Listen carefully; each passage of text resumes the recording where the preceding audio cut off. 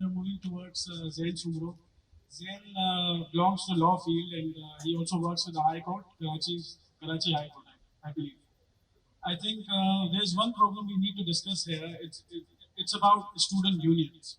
You know, when we are sitting here and the majority of the audience here is youth, I think let's just talk about how we can resolve this issue of student unions legally.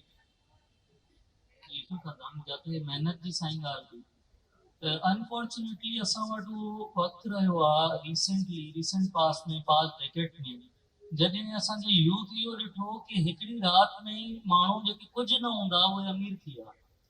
त for example असां इहो normally मिसालूं ॿुधाऊं, साईं कुझु न हूंदो ईअं ई road ते घुमंदो, हिन पोइ ठेका खणणु शुरू कया, अॼु हिन वटि गाॾियूं हिन लाइ छा चए।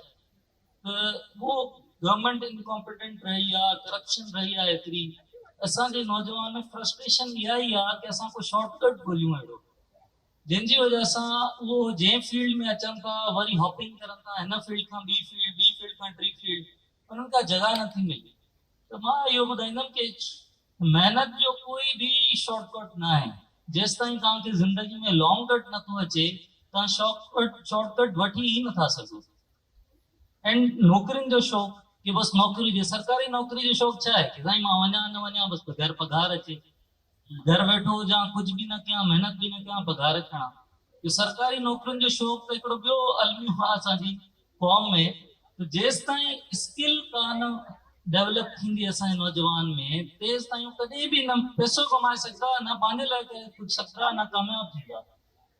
यूनाइटेड नेशंस भी 15 जनवरी के यूथ स्किल डे सेलिब्रेट कयो। उनमें इहा ई ॻाल्हि ॿीहर हाईलाइट थिए कि स्किल डेवलप कयो, ख़ुदा जो वास्ता स्किल डेवलप कयो। तव्हां जेको मोहम्मद अली बॉक्सर हूंदो हुन खां पुछियो कि अगरि तव्हां बॉक्सर न हुजो त छा हुजो, हुन इहो चयो अगरि मां स्वीपर बि हुजां, मां दुनिया जो बहितरीन स्वीपर हुजां। स्किल जे अलावा कुझु बि न, मतिलबु तव्हांजी ज़िंदगी में बहितरी न ईंदी। उनजो मिसाल इहो ई आहे कि मां सिर्फ़ु इहो ॿुधाइणु चाहींदुमि जेतिरा बि हिते माण्हू वेठा आहिनि, मूंखां पहिरियों जे माण्हू ॻाल्हि कई उन वटि को स्किल आहे। तव्हां भला हिते ॾिठो आहे कोई अहिड़ो माण्हू वेठो हुजे जेको जंहिंजे लाइ चइजे कि साईं हे बहितरीन सेक्शन ऑफिसर आहे सिंध गवर्नमेंट जो, न, you have to be skilful.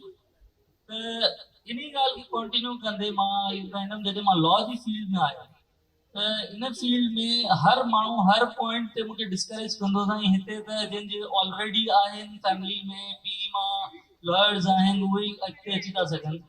त विद टाइम मतिलबु मां प्रैक्टिस स्टार्ट कई सिराजुल मेमन साहब जो ऑफिस मां, जेको सीनियर शाइर सॉरी राइटर आहे, उतां स्टार्ट की। उनखां पोइ इतज़ाज़ हसन साहब सां हिन वक़्तु मां पार्टनर आहियां हिकिड़ी सीनियर चीफ जस्टिस हूंदा सिंध हाई कोर्ट जा लॉ फर्म में।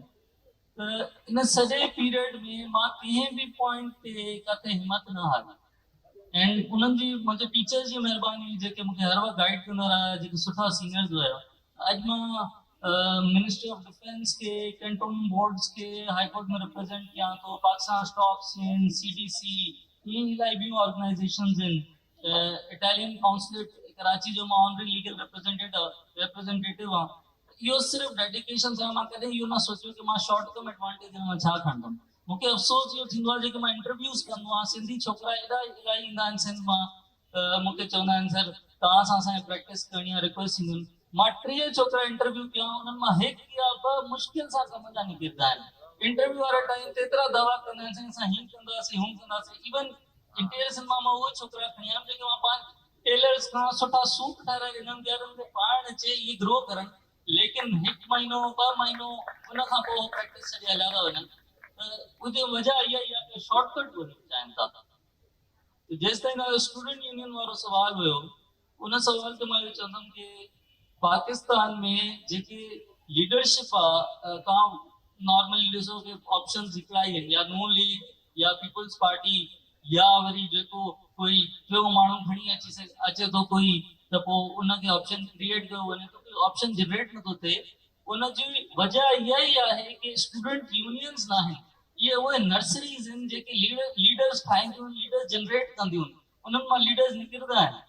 त जंहिं टाइम ते इहे स्टूडेंट यूनियन बैन थियूं, हिन प्री टेस्ट ते बैन थियूं कि हे शागिर्द स्टूडेंट्स पॉलिटिकली मतिलबु मिसयूज़ थींदा या कंहिं तरीक़े सां, वो बिल्कुल जेको आहे मतलब ग़लत ॻाल्हि आहे ऐं उन नर्सरी जो हुजणु ॾाढो ज़रूरी आहे ताकी उहे लीडर्स अचनि इमर्ज थियनि जेके असांजे मुल्क खे अॻिते हलाइनि। जेसि ताईं इहे नर्सरी बंदि हूंदियूं तेसि ताईं इहे ई लीडर्स रोल स्विच कंदा रहंदा, कोई नओं चेहरो न ईंदो बग़ैर कंहिं एक्सटर्नल सपोर्ट।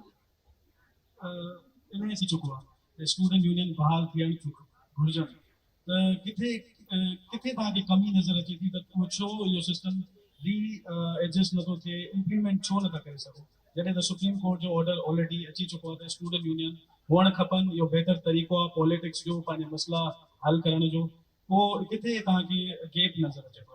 सर मां इहो कंदो आहियां, मां इहो ॾिसंदो आहियां कि को इशू पाण नथो टेकअप थिए गवर्नमेंट में, someone has to go उन माण्हू खे पोक करे यार इशू खणो टेकअप कयो, या कोई एनजीओ या कोई बैकिंग के माण्हू हुजे त टेकअप थिए थो।